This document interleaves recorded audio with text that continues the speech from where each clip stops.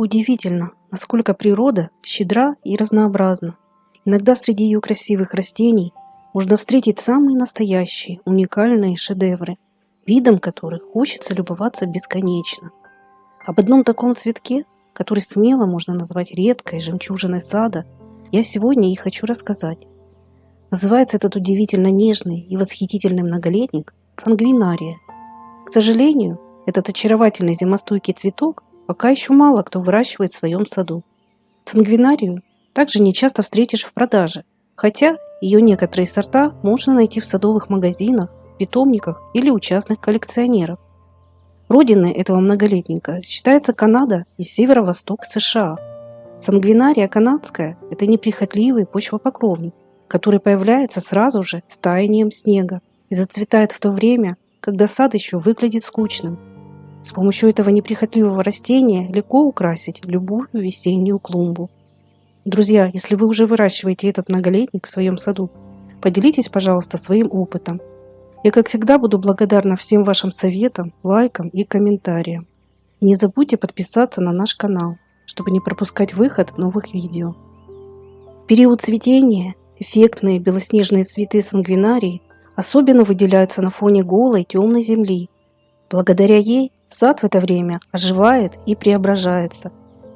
Ее очаровательные цветы светятся, словно драгоценные камни, которые умышленно разбросала лесная фея. Пройти мимо такой красоты просто невозможно. Цветет этот очаровательный многолетник обильно не менее месяца, в марте-апреле или с апреля по май, в зависимости от региона произрастания. Очень интересно наблюдать, как его нежные бутоны, похожие на белоснежные жемчужины, пробиваются сквозь мерзлую оголенную почву. При этом листья сангвинарии как бы бережно оборачивают ее хрупкие стебли с цветами, будто оберегая их от всяческого покушения и порывов холодного ветра. Высота сангвинарии всего от 15 до 30 сантиметров, но ее роскошные, сияющие изнутри цветы всегда притягивают к себе восторженные взгляды. Сангвинария относится к семейству маковых. Ее цветочки всего до 7,5 см в диаметре.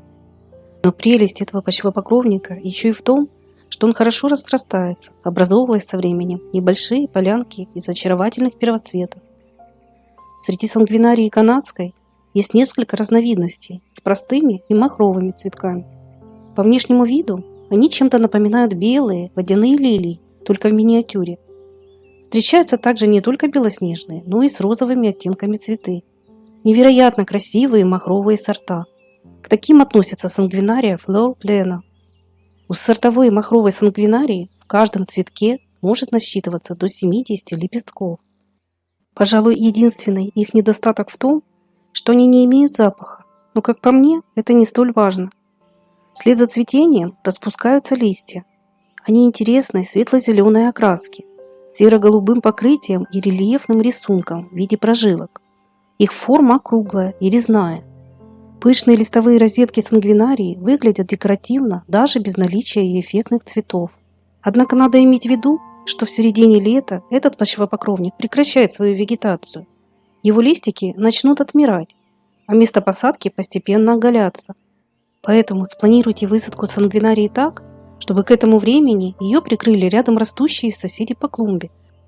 Возможно, это будут низкорослые хосты, крупнолистные брунеры или гейхеры.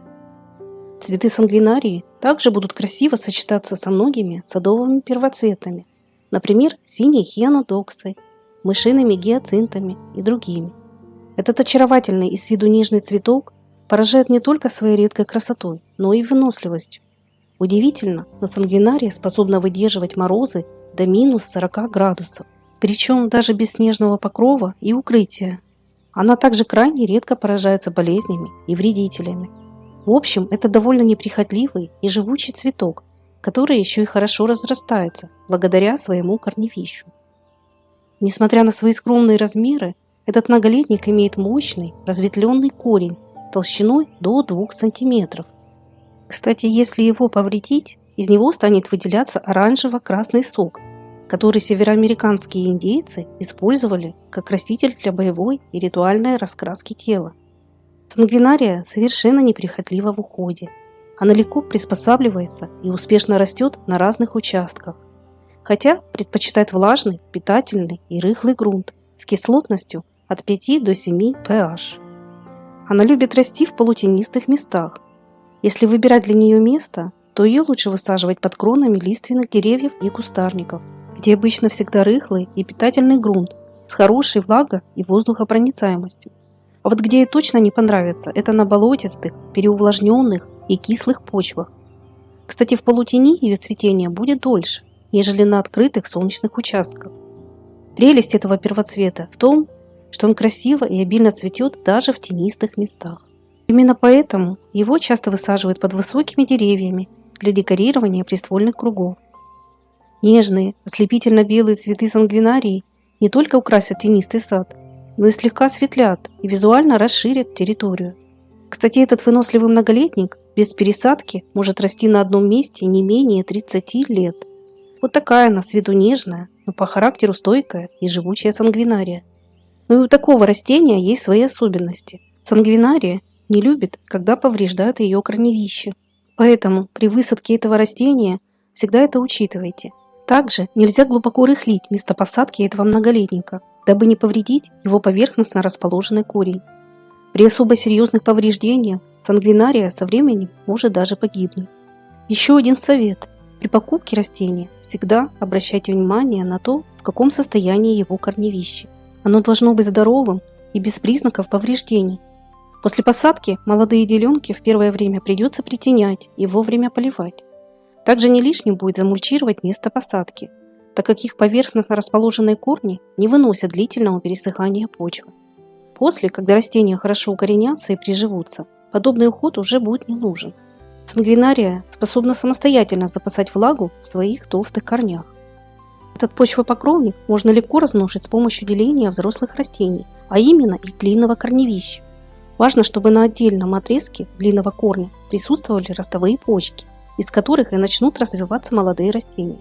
Только имейте в виду, что сок этого многолетника ядовитый. Все работы по делению корневища и пересадке розеток следует проводить в перчатках.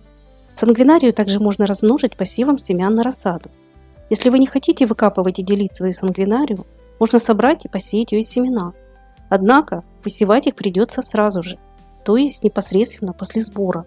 Это в конце июня, в июле, так как они быстро теряют свою схожесть.